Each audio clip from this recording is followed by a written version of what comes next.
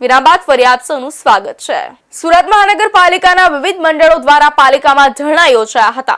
યુનિયનોની ઓફિસોનો કબજો લઈ લેવાના વિરોધમાં યુનિયનો દ્વારા પાલિકા કચેરીએ ધરણા યોજી સુરત મનપાના ડેપ્યુટી કમિશનર નિધિ સિવાચનો વિરોધ કરાયો હતો। સુરત મહાનગરપાલિકા કર્મચારી મંડળે સુરત મહાનગરપાલિકામાં કાર્યરત યુનિયનોનું મહામંડળ દ્વારા સવારે 10 થી સાંજે 6:30 ધરણાનો કાર્યક્રમ યોજ્યો હતો, જેમાં વિવિધ યુનિયનોના હોદ્દેદારો, કારોબારી સભ્યો તથા સક્રિય કાર્યકરો એક દિવસના ધરણામાં જોડાયા હતા। નવેમ્બર માસમાં પાલિકા કચેરીમાં આવેલી વિવિધ યુનિયનોની ઓફિસનો કબજો બળજબરી લેવામાં આવ્યો હોવાનો આરોપ છે, ત્યારે ડેપ્યુટી કમિશનર નિધિ સિવાચ સામે યુનિયનોમાં રોષ ફાટી નીકળ્યો હતો। ડેપ્યુટી કમિશનરને તાત્કાલિક ડેપ્યુટેશન પરથી હટાવવાની માંગ કરવામાં આવી।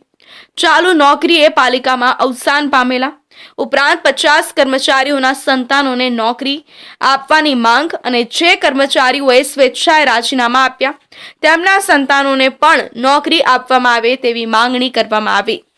સુરત મહાનગરપાલિકાના ડેપ્યુટી કમિશનર ડી નિધિ સિવાચ દ્વારા ગેરકાયદેસર રીતે યુનિયન ઓફિસોનો કબજો લઈને યુનિયનોની બદનામી કરી હોય તેઓને ડેપ્યુટેશન પરથી ગુજરાત સરકારમાં તાકીદે પરત બોલાવી લેવા માટે યુનિયનોની જે ઓફિસનો કબજો લેવાયો છે તે તમામ ઓફિસો તાકીદે યુનિયનોને ફરી માનભેર પરત આપવા તેમજ યુનિયનોની અનેકવિધ માંગણીઓ પડતર છે, જે તમામ માંગણીઓનું તાકીદે નિરાકરણ કરવા માટે યુનિયનો દ્વારા ધરણા યોજાયા હતા। અમારા મહામંડળ તરફથી આજ રોજ સુરત મહાનગરપાલિકાના મુખ્ય પ્રવેશદ્વાર પાસે એક દિવસના ધરણાના કાર્યક્રમનું આયોજન કરવામાં આવેલ છે।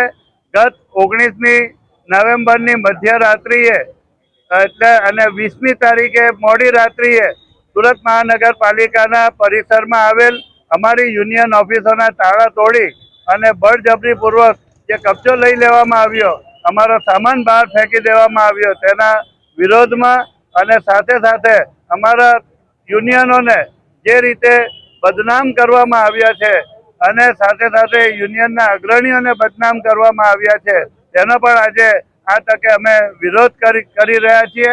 અને આ કૃત્ય સુરત મહાનગરપાલિકાના ડેપ્યુટેશન પર મુકાયેલા ડેપ્યુટી કમિશનર શ્રી દ્વારા જ્યારે કરવામાં આવી રહ્યો છે, ત્યારે અમે ગુજરાત સરકાર પાસે અમે માંગણી કરી રહ્યા છીએ કે આ ડેપ્યુટી કમિશનર શ્રીને ડેપ્યુટેશન પરથી તાકીદે સરકારમાં પરત બોલાવી લેવા જોઈએ।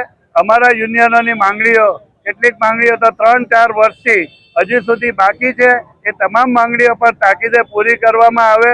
સુરત મહાનગરપાલિકાની કચેરીએ સુરત મહાનગરપાલિકા કર્મચારી મહામંડળ દ્વારા યોજાયેલા ધરણા કાર્યક્રમમાં મોટી સંખ્યામાં યુનિયનોના સભ્યો જોડાયા હતા।